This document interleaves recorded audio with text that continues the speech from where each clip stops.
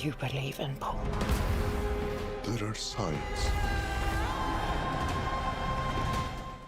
Hey guys, Professor Ray here. And Professor Left here as well. We've finally been given a good look at Hasbro's upcoming release of Beyblade X. All that's left is to see the actual material quality of these bays, because in our opinion, so far they've nailed everything else. If you want more Beyblade X coverage just like this, make sure you let it rip on the subscribe and like button so you don't miss more news when it arrives. Let's get into it. Hasbro provides a basic description here for all new products, which will be available summer 2024. Beyblade X, the fourth generation of Beyblade, has all the same excitement of the previous generations, with the addition of a brand new rail system that allows for explosive speed. With a larger emphasis on real sports, this new generation promotes respect for other bladers through interaction during battles, healthy competition, and strategic thinking. Beyblade X promises to engage fans old and new alike. It's promising that Hasbro is even slightly leaning towards the real sports aspect that Tommy's been pushing forward in their marketing efforts. Let's take a deeper dive into each one here. First up, we have the Beyblade X Extreme Battle Set, Hasbro's first Base Stadium release, which will be retailing for about $49 US and about 69 Canadian. They say it's the perfect starter packed with all you need to begin your quest for Bay mastery and including everything kids need to play and compete.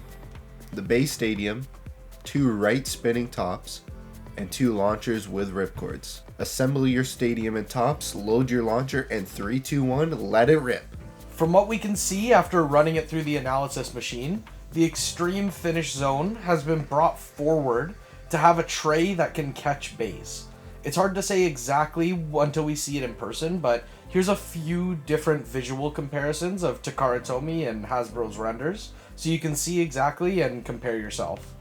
The 2 Beyblades included here are Tusk Mammoth 360T, a new blade, and Dragger Dan 460R, Hasbro's version of Drandager. Tusk Mammoth does look awesome. The darker purple hue reminds me a lot of Hell's Chain, and I can't wait to use this one in battle. Next up is the Soar Phoenix Deluxe String Launcher Set.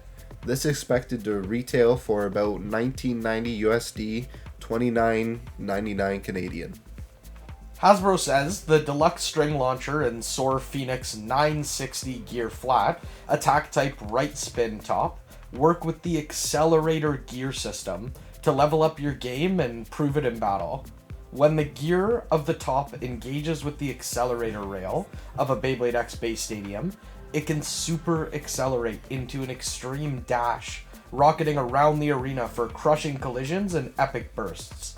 Pull the string of your launcher to unleash the Soar Phoenix in a frenzy of fury.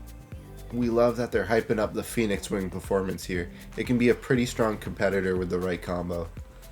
Hasbro will also release some starter packs, which will include 1 Beyblade and 1 launcher each, and retail for about 10 US or 15 Canadian. Here's a general description for them all. Launch right into battle or reconfigure the interchangeable blade, ratchet, and bit of this starter pack with those of other Beyblade X tops to create your own unsurpassable bay. To start, we have Aero Wizard 480 Ball. We love this idea of actually being able to see the Beyblade inside the packaging.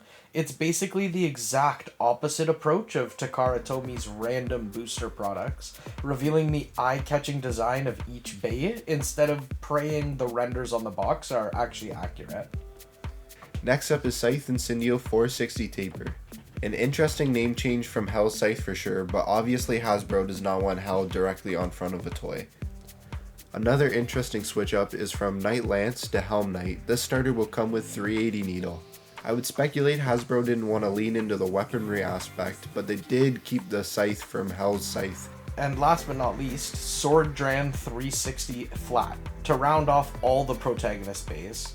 All 4 look extremely clean, and it's almost a good thing we don't have much to say about these Beyblades, as they all look basically identical to the ones Tomy's put out so far. They're also releasing the regular, more perfected Takara Tomy launcher as a separate project.